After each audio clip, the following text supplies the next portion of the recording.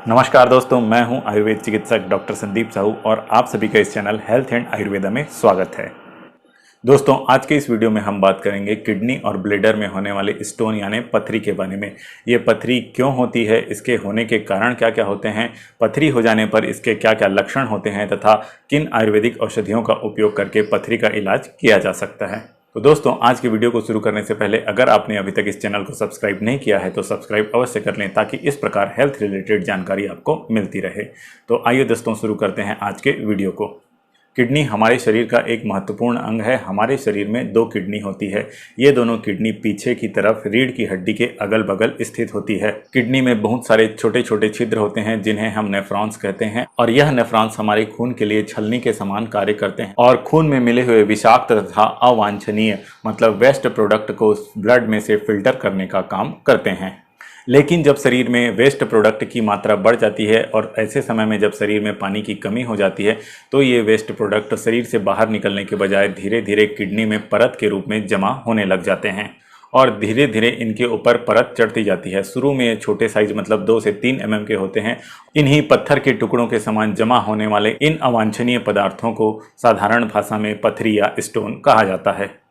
और जब इसी स्टोन का साइज धीरे धीरे बढ़कर कहीं पर अवरोध उत्पन्न करने लग जाता है तब पथरी के लक्षण उत्पन्न होते हैं।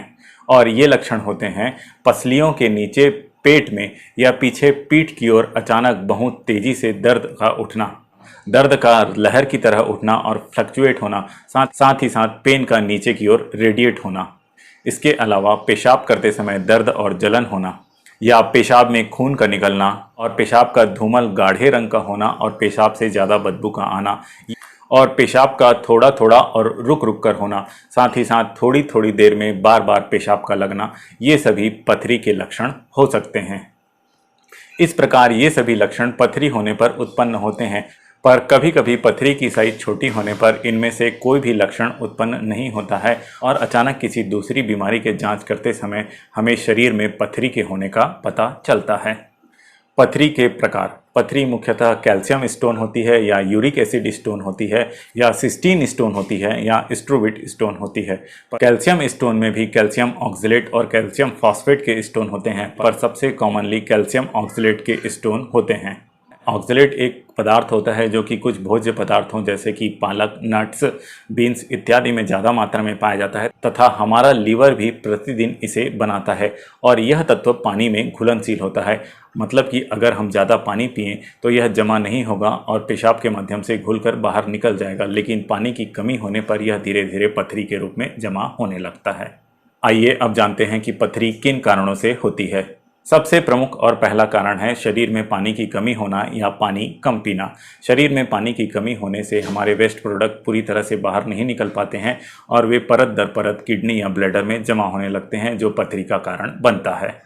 दूसरा है हाई प्रोटीन डाइट। खासकर एनिमल मीट खाने वाले लोगों में यूरिक एसिड की मात्रा बढ़ जाती है जिससे यूरिक एसिड स्टोन होने के चांसेस बढ़ते हैं। इसके अलावा हाई सोडियम, हाई साल्ट या हाई शुगर डाइट लेने से भी पथरी होने के चांस बढ़ जाते हैं। पेशाब लगने पर पेशाब को बहुत देर तक रोक कर रखने से भी पथरी होने के चांस ज़्यादा होते हैं। खासकर वर्किंग वुमेन्स और स्कूल कॉलेज गोइंग गर्ल्स में ये टेंडेंसी ज़्यादा पाई जाती है।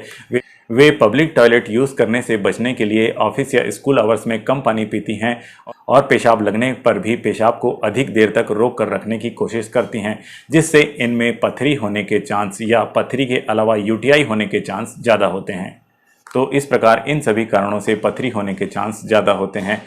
और आइए अब जानते हैं पथरी के इलाज के बारे में।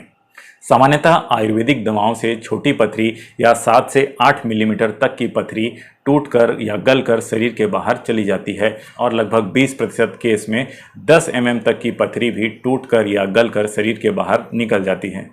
लेकिन इसके लिए पथरी की लोकेशन और पथरी के कारण कहीं रुकावट या अवरोध तो नहीं हो रहा है, यह बात बहुत मायने रखती है। इसलिए इसकी सटीक जांच के लिए सीटी स्कैन, सोनोग्राफी व अन्य ब्लड रिपोर्ट्स जरूरी होते हैं। और अगर पथरी की साइज 10 mm से बड़ी हो तो ऑपरेशन या सर्जरी ही उसका एकमात्र विकल्प होता है। तो आइए अब जानते हैं कि 10 mm या उससे छोटी पथरी के लिए कौन कौन सी आयुर्वेदिक दवाइयाँ उपयोगी होती हैं। पथरी के इलाज में जिस आयुर्वेदिक औषधि को सबसे ज़्यादा महत्व दिया गया है वह है पत्थर चटा या पाषाण भेद या जिसे ब्रायोफिलम कहते हैं। यहाँ पर मैं आयुर्वेद के ऋषियों की वैज्ञानिकता के बारे में बताना चाहूँगा कि आयुर्वेद के ऋषियों के अनुसार पत्थर चट्टा का पौधा चट्टानों के बीच में उग जाता है तथा यह इसकी जड़ें चट्टानों पर जाने पर चट्टानों में दरार आ जाती है, चट्टानें टूट जाती हैं।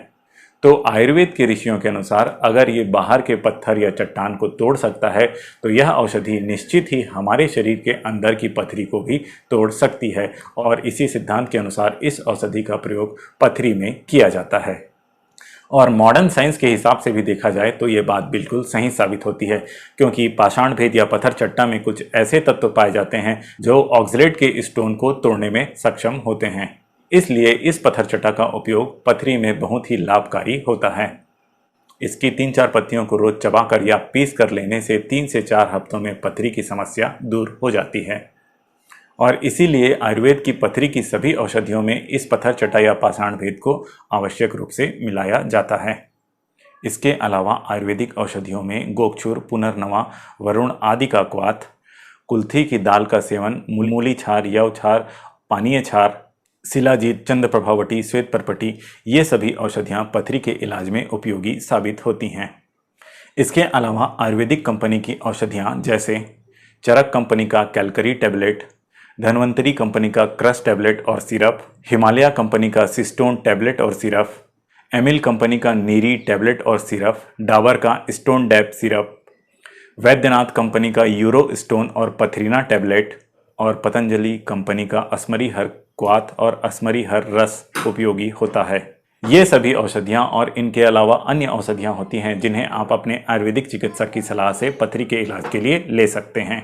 एक बार पथरी होने के बाद पथरी के मरीजों में से लगभग 30% को चांस होता है कि उन्हें फिर से पथरी हो जाए, तो उससे बचने के लिए इन उपायों को अपनाना चाहिए।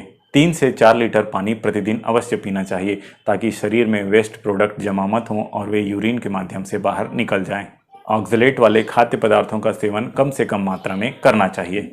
साइट्रस फ्रूट जैसे कि नींबू, मौसम्बी, संतरा, इन सभी का जूस पथरी में उपयोगी होता है। रात में ज़्यादा देर तक जागने से भी शरीर में एसिडिटी बढ़ती है जिससे पथरी होने के चांस बढ़ जाते हैं। इसलिए रात में जल्दी सोकर और सुबह जल्दी उठकर कम से कम 20 से 25 मिनट प्रतिदिन एक्सरसाइज अवश्य करना चाहिए। एक्सरसाइज करने से शरीर नेचुरली फिट रहता है तथा इस तरह की बीमारियां होने की संभावना कम रहती है। पथरी होने पर कैल्शियम सप्लीमेंट वाली दवाइयाँ नहीं लेनी चाहिए, पर कैल्शियम वाले पदार्थ जैसे दूध या डेयरी प्रोडक्ट्स सीमित मात्रा में अवश्य लेना चाहिए। इसके अलावा कुल्थी की दाल का सेवन, सब्जियों में मूली का उपयोग और अनाज में जौ का आटा या जौ के पानी का उपयोग पथरी में लाभदायी होता है। लेकिन कई बार पथरी टूटकर मूत्र मार्ग में कहीं पर फंस जाती है या कई बार पथरी के टूटने से इंटरनल ब्लीडिंग होने लगती है जिससे मेडिकल इमरजेंसी की स्थिति भी हो सकती है। इसलिए पथरी की आयुर्वेदिक दवाओं को लेने से पहले आयुर्वेद चिकित्सक से सलाह अवश्य लें ताकि चिकित्सक आपके स्टोन के साइज और उसके पोजीशन को देखकर आपके लिए सही दवा का निर्धारण कर सके, जिससे आपकी बीमारी हल हो जाए और आपको कोई समस्या भी न हो। तो दोस्तों, आज के लिए इतना ही। अगर आपको ये जानकारी अच्छी लगी हो तो वीडियो को लाइक करें एवं सब्सक्राइब अवश्य करें। Thank you.